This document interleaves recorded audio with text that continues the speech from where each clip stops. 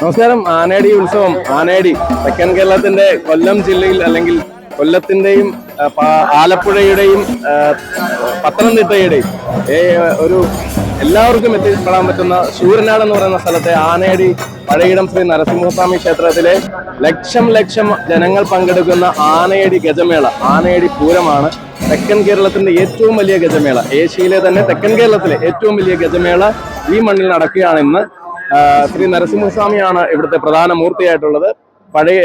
പഴയിടം ശ്രീ നരസിംഹസ്വാമി, ഒപ്പം പുതിയിടം ശ്രീകൃഷ്ണസ്വാമി ക്ഷേത്രം. ഈ രണ്ട് ക്ഷേത്രങ്ങളുടെയും ദേവസ്വത്തിന്റെ കീഴിൽ നടത്തപ്പെടുന്ന അതിഗംഭീരമായ ഒരു ക്ഷേത്രോത്സവം, ഈ നാടിന്റെ ഉത്സവം. ഈ നാട് ഏറ്റെടുത്തു, ആ ജനങ്ങൾ ഏറ്റെടുത്തു. ദേശാന്തരങ്ങളിൽ നിന്നും ജനലക്ഷങ്ങൾ ഒഴുകിയെത്തുന്ന ഈ ഒരു മണ്ണിൽ ഇന്ന് മാതംഗ വിസ്മയങ്ങൾ ഈ വയൽ മുഴുവൻ നിറയുകയാണ്. ഏകദേശം ഒരു 50-ൽ പരം ഗജവീരന്മാരാണ് ഇവിടെ നാട്ടാന പരിപാലന ചട്ടപ്രകാരം എഴുന്നള്ളിച്ച് ഇവിടെ എത്തിച്ചേരുന്നത്. എല്ലാ ക്രമീകരണങ്ങളും ദേവസ്വവും പോലീസും ഫോറസ്റ്റും ഏർപ്പെടുത്തി മനോഹരമാക്കി തീർത്തിരിക്കുന്ന ഈ ഒരു ഗജവിസ്മയം കാണാൻ നോക്കൂ. ലക്ഷോപലക്ഷം. കുറച്ചുകൂടി കഴിയുമ്പോൾ ഇവിടെ ഒരു തരി പൊടിയിട്ടാൽ താഴെ വീഴാത്തത്രയും ജനങ്ങൾ വന്നു ചേരുകയാണ്. അത്രയും മനോഹരമായിട്ടൊരുക്കുന്ന ഈ ഗജമേളയിൽ ഓരോ ഗജവീരന്മാരും കടന്നു വരുമ്പോൾ ആ ഗജവീരന്മാരുടെ പ്രത്യേകതകൾ, അവരുടെ വർണ്ണനകൾ, അവരെ കുറിച്ചുള്ള അറിവുകൾ എല്ലാം പകരുന്നതിന് വേണ്ടി കഴിഞ്ഞ 5 വർഷമായിട്ട് നമ്മളും ഇവിടെ ഉണ്ട്.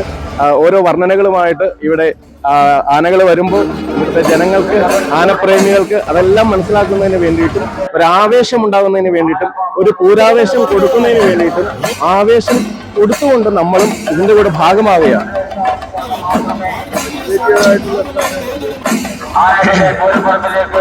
സെലിബ്രിറ്റി ആനകൾ എത്രയെന്ന് ചോദിച്ചാൽ നമുക്ക് ഇന്ന് ചിറക്കൽ ഭഗവതി മകൻ, ഇന്ന് ആനക്കേരളത്തിന്റെ ഒരു ഗജരാജ ഹിമവാൻ ചിറക്കൽ ഭഗവതി മകൻ ചിറക്കൽ കാളിദാസൻ, ചിറക്കലമ്മയുടെ പൊന്നുപുത്രൻ ചിറക്കൽ കാളിദാസനുണ്ട് ഉയരക്കേമനായിട്ട്. അത് ധർമ്മരക്ഷ പടിഞ്ഞാറൻ ദേശം സമിതിയാണ് കൊണ്ടുവരുന്നത്. ഒപ്പം പുതുപ്പള്ളിയുടെ കോട്ടകാക്കുന്ന, അല്ലെങ്കിൽ അക്ഷരനഗരിയുടെ കോട്ടകാക്കുന്ന ഗജഭീമൻ, കാഴ്ചയിൽ തന്നെ അവനൊരു ഭീമനാണ്. എല്ലാ അഴകം നിറഞ്ഞ ഗജഭീമൻ സാക്ഷാൽ പുതുപ്പള്ളി കേശവൻ, നമ്മുടെ ഗജഭീമനായിട്ടുള്ള പുതുപ്പള്ളി കേശവൻ നരഹരി എന്ന സമിതി കൊണ്ടുവരുന്നു.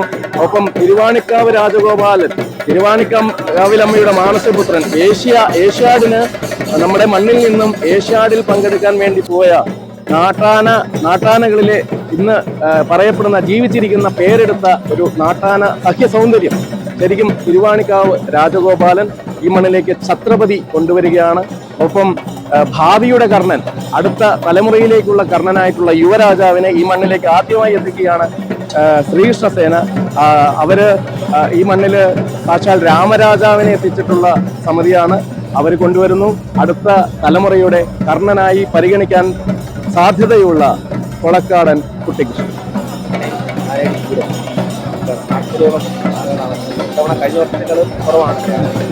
നമുക്ക് ആനയുടെ ക്ഷേത്രത്തിൽ ഏറ്റവും കൂടുതൽ ആനകളെ എഴുന്നള്ളിച്ചത് 2007-2008 കാലഘട്ടത്തിലാണ്. 98 ആനകളെ വീതമാണ് ആ വർഷങ്ങളിൽ എഴുന്നള്ളിച്ചത്. അന്ന് നമ്മുടെ കേരളത്തിൽ ഏകദേശം എഴുന്നള്ളപ്പിന് യോഗ്യമായ 600-ൽ പരം നാട്ടാനകളുണ്ടായിരുന്നു. ഇന്നുണ്ടാകുന്നൊരു വലിയ വിഷയം, ഗവൺമെൻറ് ശ്രദ്ധയിൽപ്പെടുത്തുന്നൊരു വിഷയമാണ്. കാരണം നാട്ടാനകൾ പലതും, നല്ല ആനകളെല്ലാം ചരിഞ്ഞുകൊണ്ടിരിക്കുകയാണ്.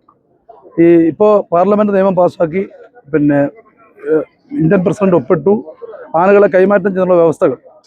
ഗവൺമെൻറ് അടിയന്തര പ്രാധാന്യമായി ആനകളെ ഗജോത്സവത്തിൽ പങ്കെടുപ്പിക്കുന്ന ഒരു സംസ്ഥാനം ഇന്ത്യയിൽ കേരളമാണ്.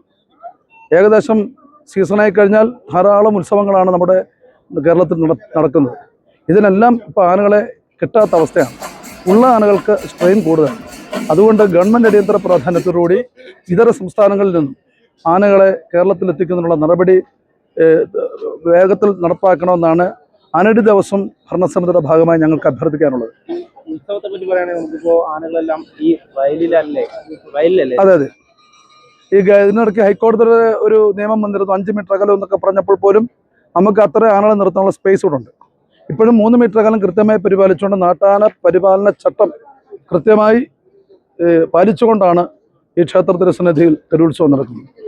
ഈ ആനകളുടെ അണിനിരക്കുമ്പോൾ ഒരുപാട് ആളുകളും കൂടെ ഇങ്ങോട്ട് വരുന്നത്. അതെ, അത് കാസർഗോഡ് മുതൽ തിരുവനന്തപുരം വരെയുള്ള കേരളത്തിലെ നിവാസികളും വിദേശികളും ധാരാളമായി പങ്കെടുക്കുന്ന ഉത്സവമാണ് ആനയടി നരസിംഹ ക്ഷേത്രത്തിലെ ഈ ആനയടി ഗജമേള. അതിലുപരിയായി തൃശ്ശൂർ പൂരം കഴിഞ്ഞാൽ ഇത്രയും ജനങ്ങൾ പങ്കെടുക്കുന്ന ഒരു ഉത്സവമാണിത്. അത് നിങ്ങൾക്ക് ബോധ്യപ്പെടും. കാരണം ലക്ഷോപലക്ഷം ജനങ്ങളാണ് പോലീസിൻ്റെ കണക്ക് പ്രകാരം ഈ തിരുവുത്സവത്തിൽ പങ്കെടുക്കുന്നത്.